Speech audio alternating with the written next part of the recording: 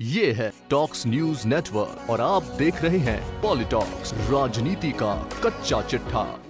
1 साल से हम लोग सत्ता में हैं। जन घोषणा में जो वादे हम लोगों ने किए उसको निभाने के लिए पूरी सरकार ताकत से काम कर रही है।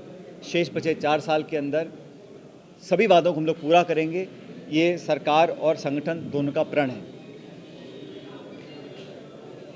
जैसा कि आप जानते हैं कि राजस्थान में आचार संहिता लगी हुई है, पंचायत के चुनाव हो रहे हैं और चुनाव समय पर हो ऐसा हम सभी चाहते हैं। मैंने अखबारों में पढ़ा कि माननीय निर्वाचन आयोग ने अपनी कुछ बातें मीडिया में रखी हैं। क्योंकि एक संवैधानिक संस्था है, मैं समझता हूँ हम सभी को उसका पूरा मान सम्मान आदर करना पड़ेगा। और चुनाव आयोग का गठन इसलिए हुआ था कि चुनाव हो सकें, पारदर्शी चुनाव हो, संतुलित चुनाव हो, बिना भेदभाव के चुनाव हो, समय पर चुनाव हो, लोगों का लोकतंत्र में विश्वास कायम रहे। ये जिम्मेदारी हम सब लोगों की है और उसमें लीड लेने के लिए निर्वाचन आयोग यहाँ पे स्थापित है। लेकिन मैंने पहली बार देखा कि जिला परिषद और पंचायत समिति के चुनाव पंचायतों के साथ नहीं हो रहे हैं। और ये सभी इस बात को जानते हैं कि नागौर और झुंझुनू में उपचुनाव हुए थे। जब उपचुनाव होता है, उन दोनों जिलों में आचार संहिता लगी हुई थी।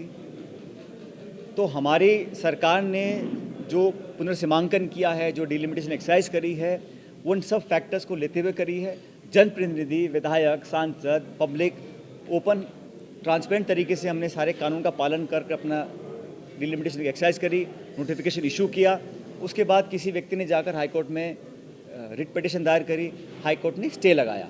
लेकिन मैं धन्यवाद देना चाहता हूं सुप्रीम कोर्ट का कि 8 जनवरी को सुप्रीम कोर्ट ने सारी बातें स्पष्ट कर दी।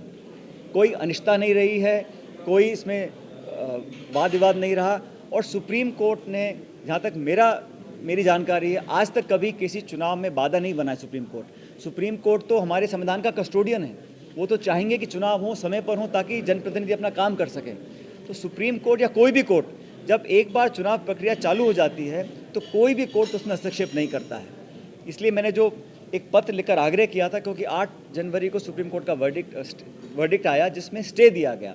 हम सभी जानते हैं स्टे हाई कोर्ट के आदेश पर दिया गया था। स्टे हमेशा से ही स्थायी होते हैं। अब ये अंतिम निर्णय जब आएगा उसकी हम वेट करने की बात करते हैं। लेकिन मुझे लगता है कि चुनाव समय पर अगर हों तो अच्छा रहेगा। उसके लिए सरकार तैयार है। मैं पहले भी पूरी तरह कह चुका हूँ। मैं इन बातों में नहीं जाना चाहता हूँ कि जयपुर में, कोटा में, जोधपुर में जो नगर निगम हैं वहाँ पर भी चुनाव समय पर नहीं हुए। क्यों नहीं हुए, क्या कारण रहे, वो अलग विषय है। लेकिन मैं तो इतना ही चाहता हूँ कि जो सरपंच अगर चुने जा रहे हैं वही मतदाता सूची है, वही मतपेटियाँ हैं, तो सरपंच के साथ साथ हम प्रधान प्रमुख का चुनाव भी हम करा सकते थे। लेकिन ये काम मेरा और हमारी सरकार का नहीं है, काम निर्वाचन आयोग का। मुझे पूरा विश्वास है, निर्वाचन आयोग में मेरी पूरी आस्था है, पूरा विश्वास है।